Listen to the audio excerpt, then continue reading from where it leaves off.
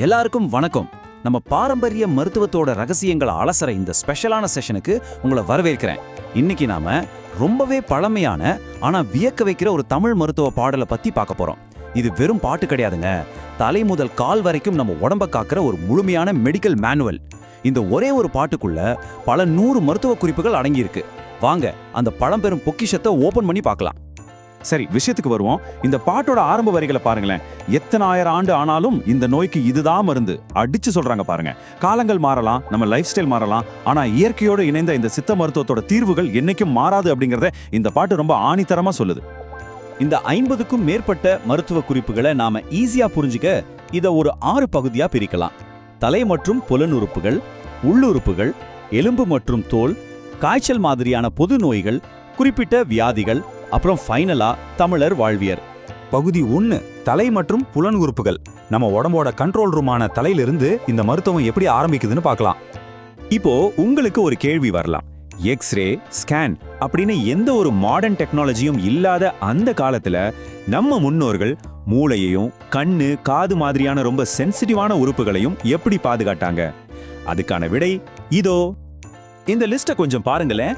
ஒவ்வொரு உறுப்புக்கும் எவ்வளவு துல்லியமா மூலிகைகளை மேட்ச் பண்ணிருக்காங்க. மூளைக்கு வல்லாரை ரொம்ப நல்லதுன்னு நம்ம எல்லாருக்குமே தெரியும். அதே போல முடி வளர நீலி நெல்லி, கண்ணு குள்ளச்சிக்கு நந்தியாவட்டை, காது சம்பந்தமான பிரச்சனைகளுக்கு சுக்குமருள் எவ்வளோ பெர்ஃபெக்ட்டா இருக்குல்ல. அப்படியே கொஞ்சம் கீழே நம்ம முகத்துக்கு வந்தோம்னா பற்களோட உறுதிக்கு வேளாளன், அதாவது ஆளும் வேலும் பல்லுக்கு உறுதின்னு சொல்லுவாங்க இல்லையா, அதுதான். தொண்டை பிரச்சனைக்கு அக்கரகாரம், மூக்கு தொந்தரவுகளுக்கு நொச்சி, தும்பை. இதுல ரொம்ப பிராக்டிக்கலான ஒரு விஷயம் என்னன்னா, இனிமையான குரலுக்கு தேனும் மிளகும். இன்னைக்கும் எத்தனையோ சிங்கர்ஸ் இதை ஃபாலோ பண்றாங்க. அடுத்ததா பகுதி 2, உள்ளுறுப்புகள் மற்றும் செரிமானம். நம்ம உடம்போட எஞ்சினான செரிமான உறுப்புகளுக்கு வருவோம். இந்த மருத்துவத்தோட லாஜிக்கை கவனிங்களேன். கல்லீரலை பாதுகாக்க கரிசாலை, அதாவது கரிசலாங்கண்ணி. அதே கல்லீரல் பாதிக்கப்பட்டு மஞ்சள் காமாலை வந்தா கீழா நெல்லி. குடல் சுத்தத்துக்கு ஆமணக்கு, விளக்கெண்ணெய். நம்ம இதயத்தை பலப்படுத்த மருதம்பட்டை.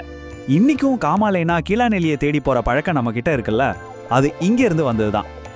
இதுதாங்க ரொம்ப பிரில்லியண்டான ஒரு விஷயம். நம்ம உடம்போட 2 முரண்பட்ட தேவைகளை சித்த மருத்துவம் எப்படி பேலன்ஸ் பண்ணுதுன்னு பாருங்க. பசிய தூண்ட சீரகமும் இஞ்சியும், ஆனா அதே சமயம் உடம்புல சேர்ற கெட்ட கொழுப்பை கரைக்க வெண்பூண்டு. ஒரு பக்கம் செரிமானத்தை அதிகரிக்குது, இன்னொரு பக்கம் கொழுப்பு தடுக்குது. பக்கா பேக்கேஜ்.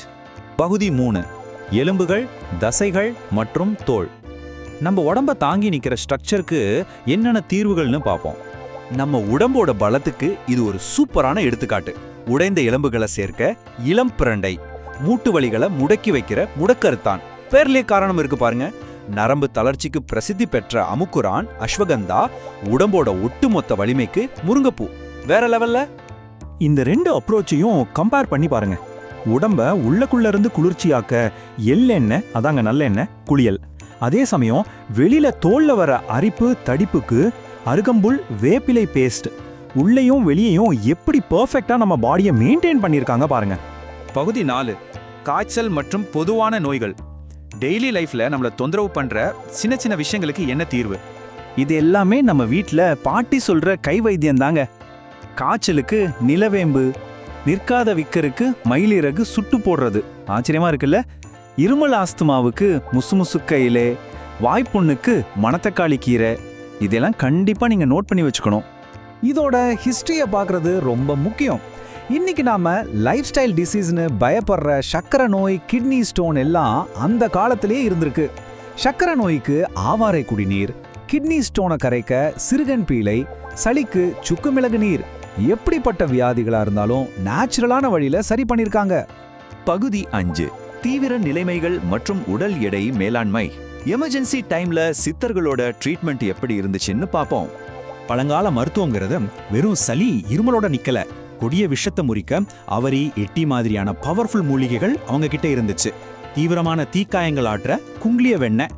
அம்ம நோய் வந்தா வேப்பிலை, மஞ்சள்னு ஒரு ஆன்டிபயோட்டிக்கே உருவாக்கி வச்சிருந்தாங்க. இந்த ஸ்லைட்ல ரொம்பவே சுவாரஸ்யமான ஒரு விஷயம் என்னன்னா வெயிட் மேனேஜ்மெண்ட். இன்னைக்கு நாம ஜிம்மு, டயட்னு கஷ்டப்படுறோம். ஆனா ஒல்லியா இருக்கிறவங்க வெயிட் போட உளுந்து, எள்ளு சாப்பிடணும். உடம்பு குறையணும்னு நினைக்கிறவங்க தேனும் கொள்ளும் சாப்பிடணும். எவ்வளவு சிம்பிளா சொல்லிட்டாங்க பாருங்க. குளுத்தவனுக்கு கொள்ளு அப்படிங்கிற பழமொழி ஊர்ல சொல்றத கேட்டிருப்பீங்க. அது 100க்கு 100 உண்மை. கடைசியா பகுதி 6, தமிழர் வாழ்வியலும் மருத்துவமும். இது ஒட்டுமொத்த மருத்துவத்தோட சீக்ரெட் என்னன்னு இப்ப பார்க்க போறோம். வாழ்வியல். இந்த வார்த்தையை நல்லா கவனிங்க. சித்த மருத்துவம்னா என்ன? நோய் வந்த உடனே ஆஸ்பத்திரிக்கு ஓடுறது கிடையாது. நம்ம அஞ்சரை பெட்டிலையும் வீட்டு தோட்டத்திலையும் இருக்கிற மூலிகைகளை நம்ம சாப்பாட்டிலேயே சேர்த்து ஒரு பிரிவென்டிவ் மெடிசினா, அதாவது தடுப்பு முறையா வாழ்றது தான் இந்த வாழ்வியல் தத்துவம். பாட்டோட இந்த கடைசி வரியை படிக்கும்போது நிஜமாவே ஒரு சிலிர்ப்பு வருதுங்க. இவ்ளோ பெரிய பொக்கிஷத்தை கொடுத்த அந்த சித்தர் பழங்கால தமிழர்கள் அன்றாடம் பயன்படுத்தின இந்த அருமையான மருந்துகளை எனக்கு தெரிஞ்ச வரைக்கும் நான் சொல்லியிருக்கேன் அப்படின்னு எவ்வளோ சிம்பிளா ரொம்ப ஹம்பிளா சொல்றாரு பாருங்க. இதுதான் நம்ம கலாச்சாரத்தோட பெருமை. ஸோ உங்களுக்கான ஃபைனல் கேள்வி இதுதான். நோய் வர்ற வரைக்கும் வெயிட் பண்ண போறீங்களா, இல்ல நம்ம முன்னோர்களோட இந்த அபாரமான மருத்துவ ஞானத்தை உங்க அன்றாட லைஃப் ஸ்டைலா ஏத்துக்க போறீங்களா? மூலப்பாடலை கேட்டுக்கிட்ட மாதிரியே இந்த பயனுள்ள தகவல்களை உங்க ஃப்ரெண்ட்ஸ், ஃபேமிலிக்கு ஷேர் பண்ணுங்க. சப்ஸ்கிரைப் பண்ணி வச்சுக்கோங்க. மீண்டும் ஒரு சூப்பரான பதிவுல உங்களை சந்திக்கிறேன். நன்றி, வணக்கம்.